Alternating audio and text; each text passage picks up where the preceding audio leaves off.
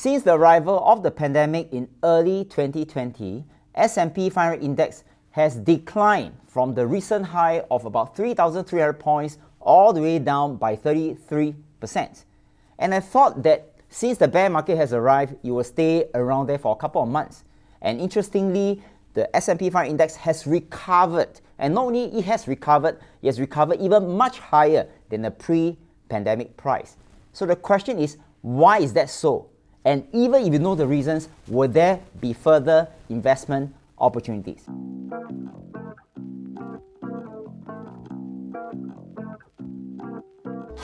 Hi, this is Cayden Chang from VIA Value Investing Academy.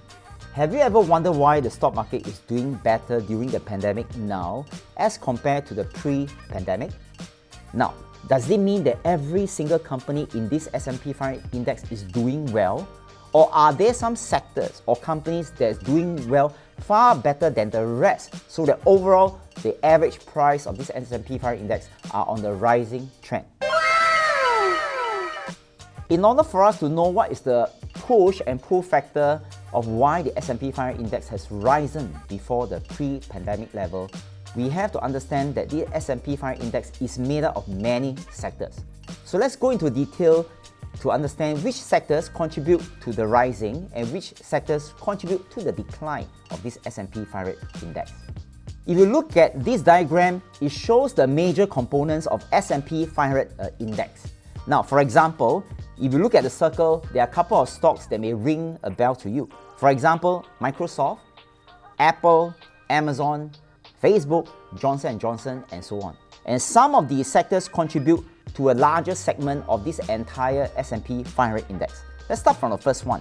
Now, if you look at the diagram, you may be able to see information technology takes up about 27.47% of the entire S&P 500 index. And the second one is healthcare, 14.63%, consumer discretionary, 10.83%, and then communication, which is 10.78%. So since these four major sectors take up a huge chunk of S&P 500 index, let's look at the performance of these four sectors as compared to the rest.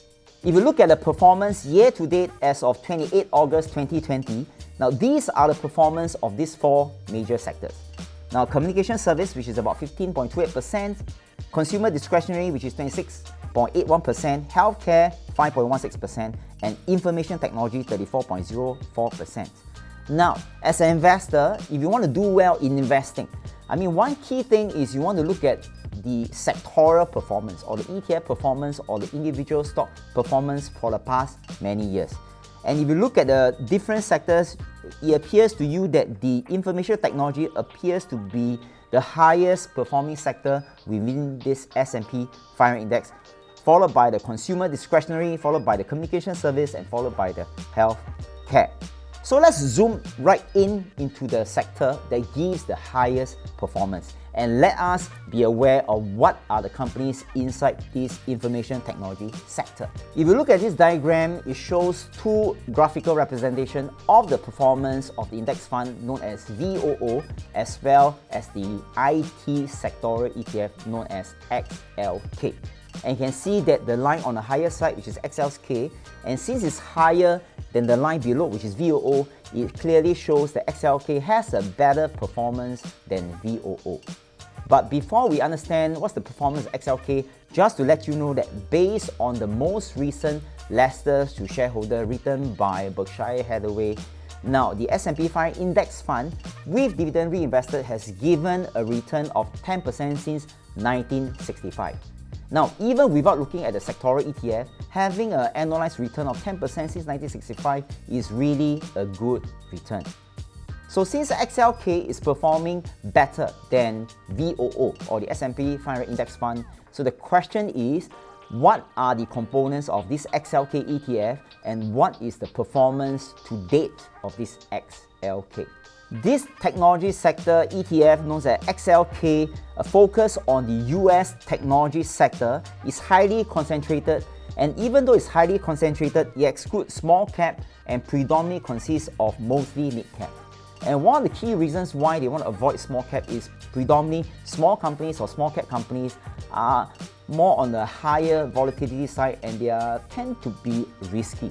So I think it's good that this XLK focus more on mid cap and some even large cap. So before we understand what are the companies that made up this XLK, let's look at the ROI and see if its ROI is worthwhile for us to explore. Now, if you look at the diagram, on the extreme right shows the return of this XLK since 1996. So the performance or ROI is about 6 to 7%.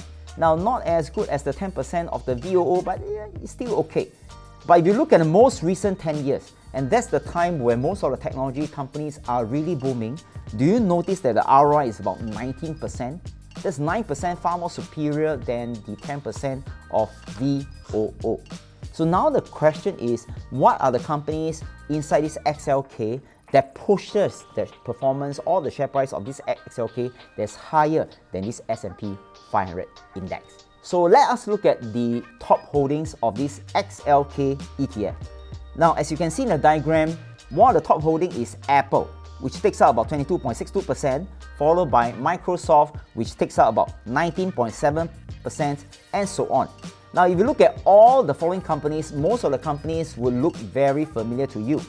Apple, Microsoft, Visa, Nvidia, MasterCard, PayPal, Salesforce, Adobe, and the whole list goes on. One of the key reasons why I need to let you know what are the companies that are found in this XLK, because these are the companies that most of my friends or even some of my students are very interested to invest in. If you're going to buy one individual company, stock by stock, is going to be very pricey. So that's the first thing. And the second thing is, for popular companies such as these, the price tends to be higher, which means that it tends to be overvalued. So even if you have the money, it's unlikely you will ever get a chance to buy this company. So one of the ways to invest in such companies is through a basket of stocks, and in this case, the XLK ETF. In summary, the key reason why S&P 500 index is doing so much better during the pandemic than before the pandemic is because certain key sectors, like what I've discussed earlier, are performing much better than the remaining other sectors. So the question is, what are the opportunities then? Now, the answer to the question is very simple. What we need to do is just to pick the best performing sectors within this S&P 500 ETF and focus on them. And one of them that I shared just now is called the XLK ETF. If you have any questions regarding all sorts of ETFs, individual stocks, or any personal finance question, please feel free to comment on the text box in this video below. And do us a tiny little favor. Help us to click subscribe on our YouTube channel so that whenever we produce new, fresh, meaningful content, you'll be the first to get notified. Now, this is Cayden Chang from VIA Value Investing Academy, and I wish all of you a great 2021 ahead. And I'll see you soon. Goodbye.